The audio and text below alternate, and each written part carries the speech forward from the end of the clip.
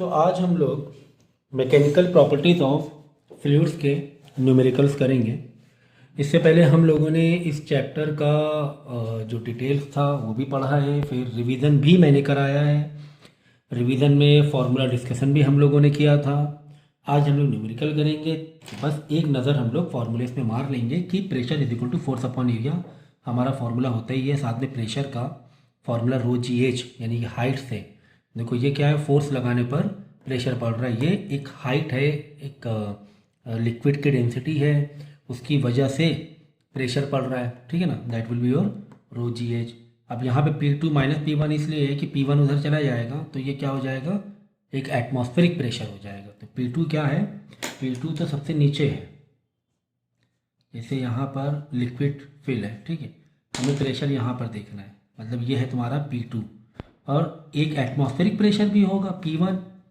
तो ये इस लिक्विड पर जो बॉटम में टोटल प्रेशर कितना पड़ रहा होगा, इस लिक्विड की हाइट की वजह से रो जी H plus plus P1 atmospheric pressure. दो प्रेशर है ना, एक तो लिक्विड का अपना ही वजन है, अपना ही वजन है, अपनी ही एक डेंसिटी और हाइट की वजह से प्रेशर है, प्लस एटमॉस्फेरिक प्रेशर भी। तो यहाँ पे टोटल दो प्रेशर पड़ रहे हैं, यानी P2 is equal to rho ji H plus P1 इधर आ जाएगा तो प्लस P1 हो जाएगा। तो बाद में मैंने P1 को यहाँ भेज दिया।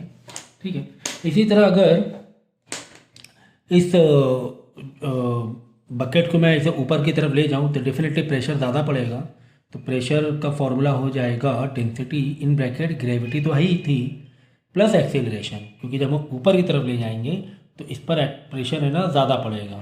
ठीक है ना, एक्सेलरेशन की वजह से भी प्रेशर बढ़ेगा और इंटू एच बाकी जो चल रहा है जी की क्वांटिटी बढ़ जाएगी, जी प्लस ए हो जाएगा।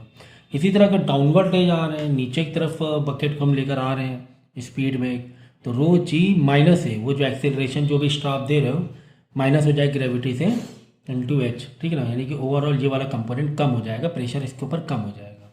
ये समझ गया, P2 minus P1, P2 minus P1 मतलब P1 उधर जाके प्लस है, एक एटमॉस्फेरिक प्रेशर एक्स्ट्रा है, ये समझो। ठीक है, इसके बाद देखो इक्वेशन ऑफ कंटिन्यूटी है A1 V1 is equal to A2 V2, ये वाला है। अगर कुछ इस तरीके से पाइप है सेम हाइट पर, सेम हॉरिजेंटल हाइट पर, अगर सेम हॉरिजेंटल हाइट है तो यहाँ से एरिया 1 है, वेलोसिटी 1 है, यहाँ पे एरिया 2 वेलोसिटी 2 है। देखो फॉर्मूला तो मैं पहले ही सारी चीज़ें समझा ही चुका हूँ, तो बार बार समझा के कोई मतलब नहीं। आप उससे पहले वाला वीडियो देख लेना, रिवीजन वाला, ज़्यादा नहीं, 20 या 30 मिनट्स का होगा या 40 मिनट्स का होगा। ठीक है ना, तो ये कांस्टेंट होता है, A1 V1 कांस्टेंट होता है, तो कांस्टेंट हटाएंगे तो A2 V2 लग जाएगा। यहाँ पे चार वेरिएबल का फॉर्मूला है, कोई भी एक वेरिएबल तुम्हें पूछा जाएगा, हो सकता है V2 पूछ ले, V2 मतलब इस साइड का, अगर ये A2 है तो ये V2 हो जाएगा, ये अगर A1 है तो ये V1 हो जाएगा, वेलोसिटी 1। उसके बाद बर्नौली थ्योरम है। बर्नौली थ्योरम में ये होता है कि अगर तुम्हें एनर्जी से समझना है, एक पर्टिकुलर हाइट का डिफरेंस है ना, अगर हाइट का डिफरेंस है तो हम ये कह रहे हैं कि यहाँ पे जितनी एनर्जी है वहाँ पर भी उतनी ही एनर्जी होगी। हाइट का डिफरेंस नहीं भी तो हाइट वाला हेड चला जाएगा, अगर हाइट का डिफरेंस है तो हाइट का हेड आपको लगाना पड़ेगा, है ना।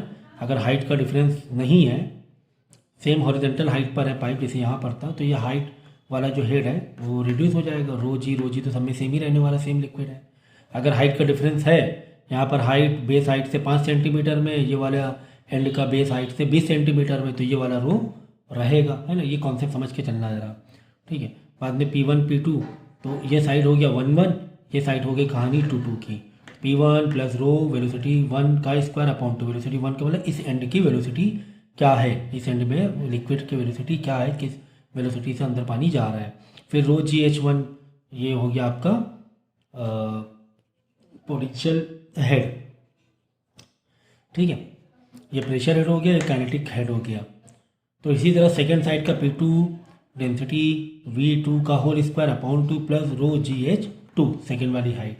तो ये पार्ट हो गया 1 वाला, ये सारे पार्ट हो गए इधर के 2 वाले हो गए। ठीक है, तो इसमें भी क्या होता है कि डिपेंड करता है, अगर इसके जो न्यूमेरिकल देते हैं जितने वेरिएबल्स के हिसाब से आपको देखना होता है, उसको मैनेज करना होता है। कभी कभी वेलोसिटी पूछ लेगा सेकेंड साइड क्या है, प्रेशर 1 और 2 देकर, हो सकता हो ये जो हाइट वाला जो हेड है, हाइट वाला हेड से मतलब ये है कि यहाँ पर जो हाइट की वजह से पोटेंशियल एनर्जी है, हो सकता है हाइट अगर सेम कर दे तो ये वाला हेड गायब कर देंगे। उसके बाद टॉरिसेली इक्वेशन है। इसमें ये बताते हैं कि एग्जांपल के तौर पे एक बकेट है या फिर कह लो एक टंकी है जिसमें एक छोटा सा होल है, पानी लीक हो रहा है।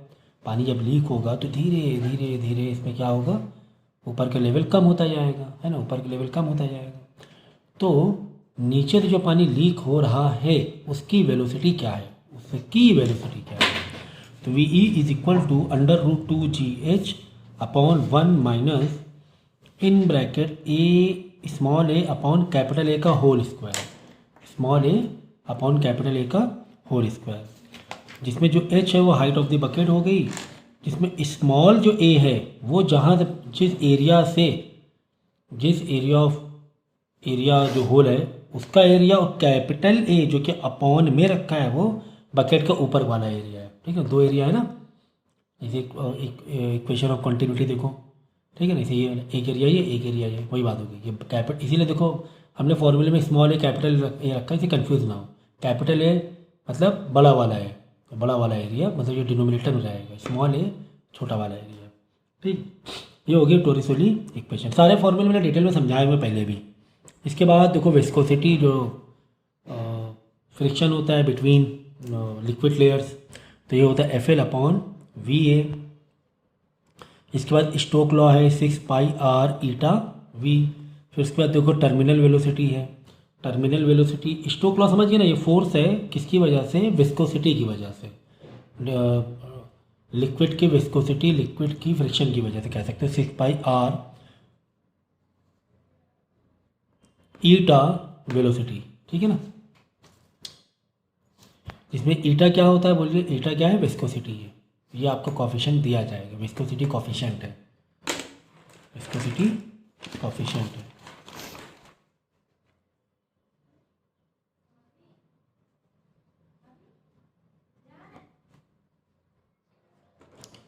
जिसमें जो R है ये क्या है,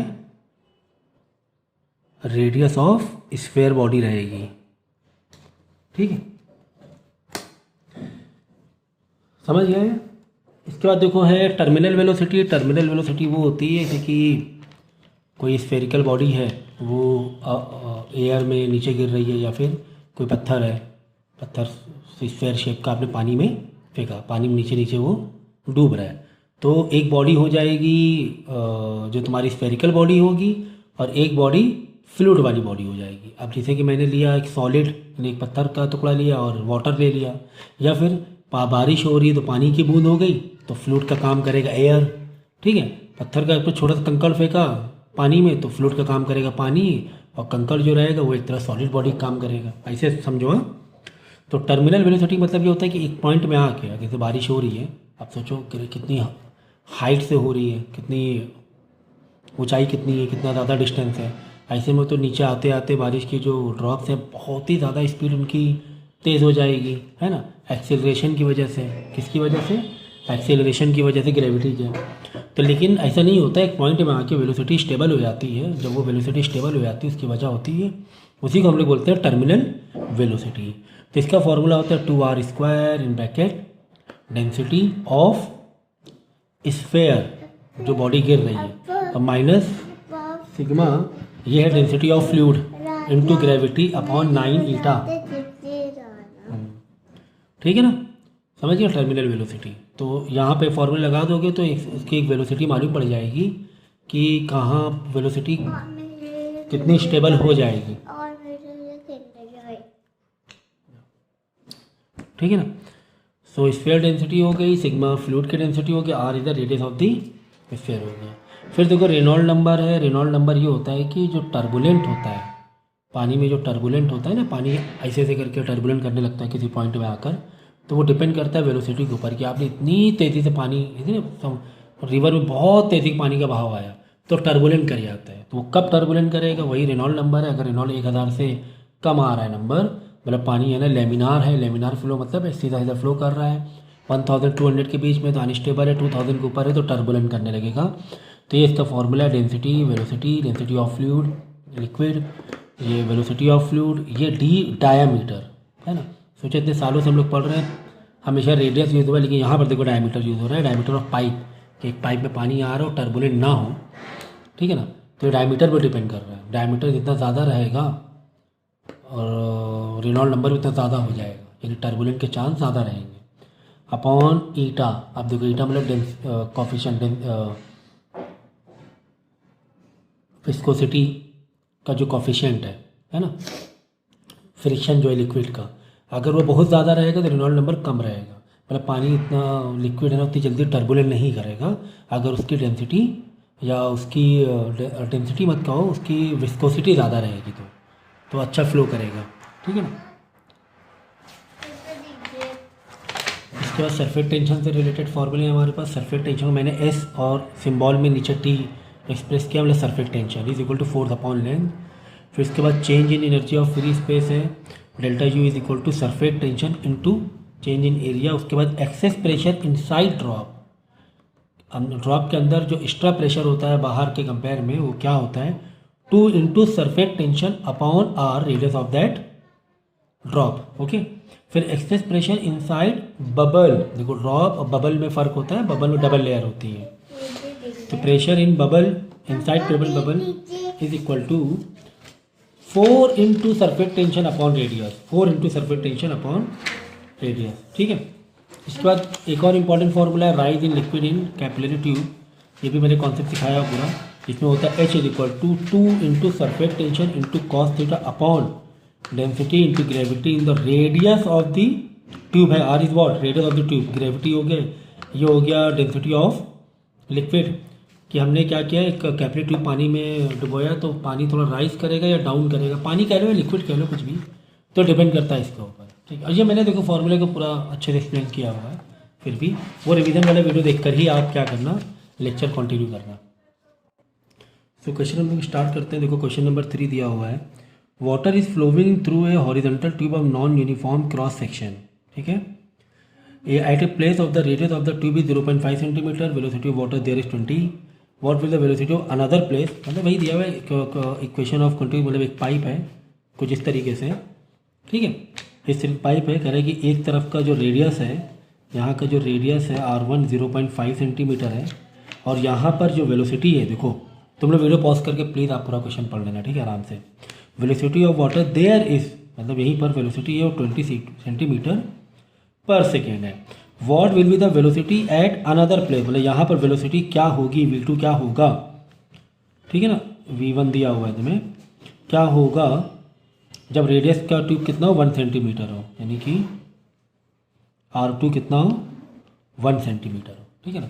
तो समझ में आ रहा है यार, इक्वेशन ऑफ कंटिन्यूटी है, इसमें क्या ही बताया, बताओ, सीधे इक्वेशन ऑफ कंटिन्यूटी लगाया। देखो यूनिट चेक कर लो क्या है यहाँ पर, एक तो रेडियस मतलब पाइप का तुम्हारा ये जो सर्कल है ना, क्रॉस सेक्शन एरिया, उसका रेडियस दिया हुआ है, तुम्हें एरिया नहीं दिया है, तो नहीं दिया तो क्या होगा, पाई आर स्क्वायर से निकाल लेंगे ना एरिया, सर्कुलर शेप में है ये, ठीक है। और क्या दिया हुआ है, और यूनिट चेक कर लो ज़रा, सेंटीमीटर में है, सेंटीमीटर पर सेकेंड है, सेंटीमीटर, ठीक है। यूनिट में कोई हमें दिक्कत नहीं है, हमें यूनिट कन्वर्जन करने की फिलहाल ज़रूरत नहीं है, कुछ भी इन्वॉल्वमेंट नहीं है एक्स्ट्रा चीज़ों का, ग्रेविटी का इन्वॉल्वमेंट होता या कुछ ऐसी चीज़ों का इन्वॉल्वमेंट होता है जहाँ पे SI और CGS आपस में कॉन्फ्लिक्ट कर जाते हैं, तो यहाँ पे कॉन्फ्लिक्शन वाली कोई दिक्कत नहीं है। तो चलो एरिया के लिए लगाएंगे pi R square into velocity 20 is equal to area 2 के लिए pi R square 2 into velocity 2, यही तो हमें ढूंढना है। पाई से पाई तो मार ही दो ना, पाई जरा के डिवाइड कर जाएगा, तो रेडियस 1 का स्क्वायर मतलब 0.5 का square into 20 is equal to 1 का स्क्वायर इंटू V2, 1 को इधर ला के 1 को इधर क्या लाना है यार, ठीक है ना। कुल मिला के 0.5 इंटू 0.5 इंटू 20 करके आंसर निकाल लेना, वेलोसिटी 2 आ जाएगी। फिर क्वेश्चन नंबर 4 देखो, क्वेश्चन नंबर 4 में दिया हुआ है water is flowing through a horizontal pipe non uniform cross section, the speed of water this at place where pressure is this. देखो प्रेशर, अब आपको उसमें बच्चों को कन्फ्यूजन होती है कहाँ पर बर्नौली थ्योरम में, कहाँ पर इक्वेशन ऑफ कंटिन्यूटी है। मैं इक्वेशन ऑफ कंटिन्यूटी में सिर्फ एरिया और वेलोसिटी की ही कहानी है, लेकिन जब तुम्हें हाइट भी दिया गया है, तुम्हें प्रेशर भी है, तो बर्नौली थ्योरम का कॉन्सेप्ट आ जाता है। किसका कॉन्सेप्ट आता है, बर्नौली थ्योरम का कॉन्सेप्ट आता है, क्योंकि एनर्जी कंजर्वेशन कॉन्सेप्ट आ जाएगा। सो फिर से पढ़ो, water is flowing through a horizontal pipe of non uniform cross section is, the speed of water is 30 centimetre per second at place, यानी कि V1 जो तुम्हें दिया हुआ है 30 सेंटीमीटर पर सेकेंड दिया हुआ है, at place where pressure is 10, यानी P1, सेम प्लेस की बात हो रही ना, P1 दिया हुआ है तुम्हें 10 सेंटीमीटर ऑफ वाटर, इसका मतलब बता रहा हूँ मैं, 10 सेंटीमीटर ऑफ वाटर। ठीक है, तो बर्नौली थ्योरम वाली कहानी है। तो फटाफट क्या करेंगे, इन्फॉर्मेशन डालते जा रहे हैं हम लोग। फिर क्या करना है, calculate the speed of water at the other place, हमें V2 पता करना है, where the pressure is half of that at the first place. सुनो, यानी कि देखो क्या लिखा हुआ है, calculate the speed of water at the other place, मतलब V2 हमें पता करना है। ठीक है, इन्फॉर्मेशन को संभाल के डालना। वेयर द प्रेशर इज, वहाँ मतलब जहाँ पर हमें V2 यानी P2 की बात है, जो P2 है वो हाफ ऑफ P1 है, half of that at the first place. ठीक है ना, हाफ है, P1 का क्या है, हाफ है। ये बात समझ में आ गई? ठीक है, तो अब हम लोग क्या करेंगे, और भी कुछ इन्फॉर्मेशन दिया है क्या?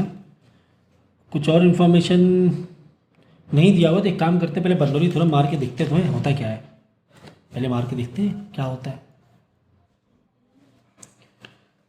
तो अब देखो, एक इम्पॉर्टेंट बात लिखी थी कि जो पाइप रखा था वो हॉरिजेंटल था, मतलब हाइट डिफरेंस नहीं था, हाइट डिफरेंस नहीं था, तो ये वाला जो हेड है वो कट जाएगा, क्योंकि देखो डेंसिटी तो सेम ही रहने वाली है, और ये डेंसिटी फ्लूइड तो वही है ना, डेंसिटी दोनों की सेम रहने वाली है, ग्रेविटी दोनों का सेम रहने वाला है। ठीक है ना, ग्रेविटी तो कांस्टेंट है।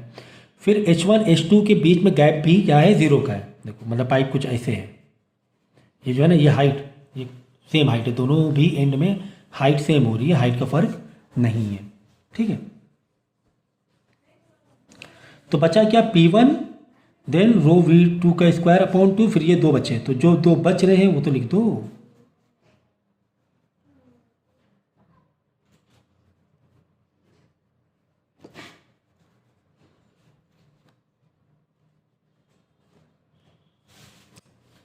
ठीक है, अब देखो इन्फॉर्मेशन हम लोग डालेंगे।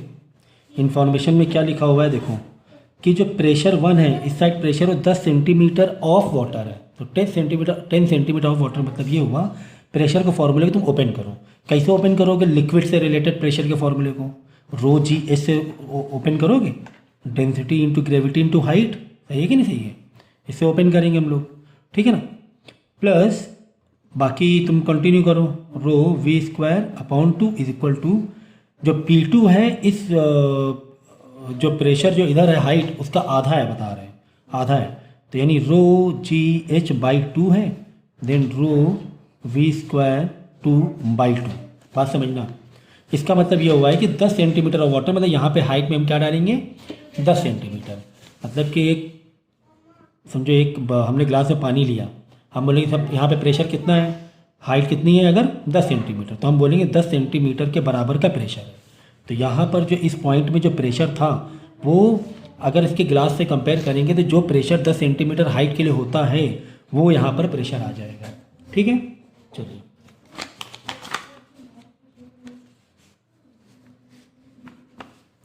तो वैल्यू को सब्स्टिट्यूट करें, तो क्या करो मालूम है, रो तो सब बाहर निकल ही रहा है ना, ये देखो यहाँ पे इन दोनों रो बाहर निकाल दोगे, डेंसिटी इन दोनों को रो बाहर निकाल दोगे, तो ये क्या हो जाएगा, कट जाएगा। और ठीक है, हाँ ये कट जाएगा, तो ग्रेविटी और हाइट तो तुम्हें 10 दिया हुआ है, यहाँ पे ग्रेविटी हाइट 2 दे, तो ग्रेविटी में बाई डिफ़ॉल्ट क्या ले लेना, 9.8 तुम ले लेना ग्रेविटी के लिए। ठीक है, सो ये मैंने देखो इन्फॉर्मेशन डाल दिया है। प्रेशर कितना दिया हुआ था, 10 सेंटीमीटर का हाइट का प्रेशर दिया, तो 10 सेंटीमीटर जगह मैंने क्या कर दिया, इसको मीटर में कन्वर्ट करते 10/100। ग्रेविटी का मैंने अभी फ़िलहाल के लिए आपका कैलकुलेशन इजी के लिए मैंने 10 ग्रेविटी ले ली। फिर बाद में क्या प्लस है, प्लस डेंसिटी तो कट ही गया था, ये डेंसिटी V², तो V वेलोसिटी कितनी दी थी, 30 सेंटीमीटर थी, तो मैंने 0.30 सेंटीमीटर पर सेकेंड थी, तो मैंने 0.3 मीटर पर सेकेंड ले लिया। क्यों, क्योंकि ग्रेविटी हमारी क्या मीटर पर सेकेंड में थी, इसलिए मुझे हिसाब में बदलना पड़ा इसे। का स्क्वायर डिवाइड बाई 2, का square divide by 2 is equal to, फिर वापस यहाँ पे प्रेशर जो दूसरा था वो उसी का आधा प्रेशर था, 10/2 था, यहाँ 10 हाइट का प्रेशर था, यहाँ पे 10/2 का प्रेशर है। ठीक है, तो मैंने यहाँ पर भी क्या किया है कि 10 को डिवाइड कर लिया 100 से, क्योंकि सेंटीमीटर में दिया था तो इसको मीटर में बदल लिया, और डिवाइड बाई 2 इसलिए क्योंकि आधा प्रेशर, तो इंटू ग्रेविटी कर दिया, प्लस V² अपॉन 2, और V² हमें ये जो सेकंड वाला V था, वेलोसिटी अदर साइड वो निकालना था, सबको इधर भेज देना, सेकंड वाली वेलोसिटी आ जाएगी। ठीक है, ओके, तो कुल मिला के ये चीज़ समझना ज़रूरी था where the pressure is 10 centimetre of water. तो ये चीज़ समझनी जरूरी है।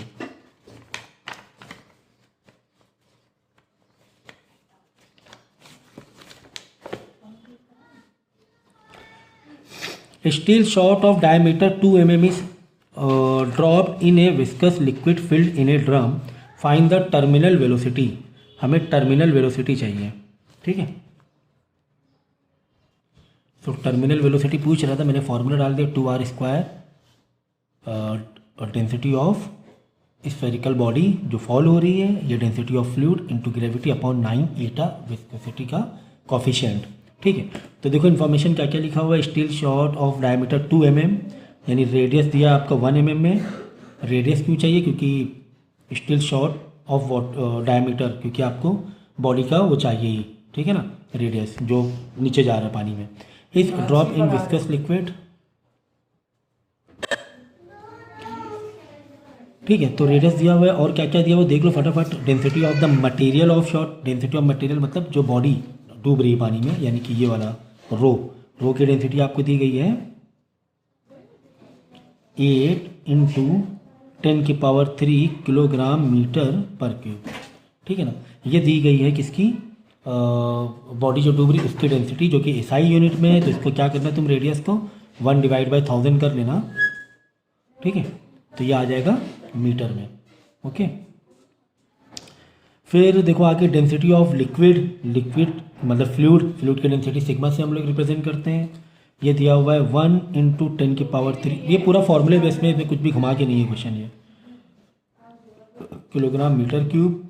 फिर उसके बाद coefficient of viscosity of liquid, coefficient of viscosity यानी ईटा तुम्हें दिया हुआ है, ये दिया 1 किलोग्राम पर मीटर पर सेकेंड। उसके बाद ग्रेविटी आपको 10 दे दी गई है, ठीक है। ये सारी इन्फॉर्मेशन तुम्हें गिवन है। अब देखो मैच कर लो, तुम्हें रेडियस दिया हुआ है, हाँ दिया हुआ है। तुम्हें रो दिया, हाँ दिया। तुम्हें सिग्मा दिया, हाँ दिया हुआ है। तुम्हें ग्रेविटी दी, हाँ दी हुई है। और नीचे ईटा दिया, हाँ दिया हुआ है। क्या निकाल लोगे आप? टर्मिनल वेलोसिटी निकाल लोगे। बस ये है कि MM वाले को तुम्हें SI में बनाना था। क्लियर है? ठीक है। नेक्स्ट देखो,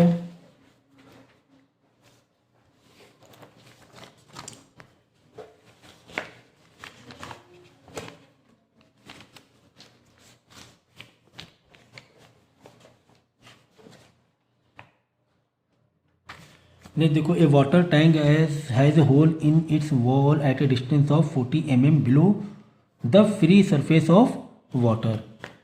देखो, and compute the velocity of efflux. Efflux तो मैंने जो टोरिसोली वाला फॉर्मूला बताया था, टोरिसोली ये है फ्लक्स, वेलोसिटी ऑफ इफ्लक्स, इसे बोलते हैं वेलोसिटी ऑफ इफ्लक्स। की नीचे छोटा सा होल है, और तो दोनों में देखो ये वाला फॉर्मूला कब लगेगा? जब दोनों में जो एरिया है ना वो बहुत ही ज़्यादा कम हो, यानी कि ये बहुत बड़ा है कंपेरेटिवली स्मॉल है से, ये ध्यान रखना। तब आपका क्या लिख जाएगा? टोरिसोली लॉ लिख जाएगा। इसको बोलते हैं velocity of efflux √2gh/1 - a। छोटा वाला एरिया ऊपर रखना है, बड़ा वाला एरिया नीचे रखना है, ठीक है। फॉर्मूले में कहीं पर A1 A2 है तो उस हिसाब से समझ लेना। बट ये याद रखना है कि न्यूमरेटर में, मतलब इस नीचे वाले फ्रैक्शन में छोटा वाला एरिया पहले आएगा और नीचे बड़ा वाला एरिया, ध्यान रखना।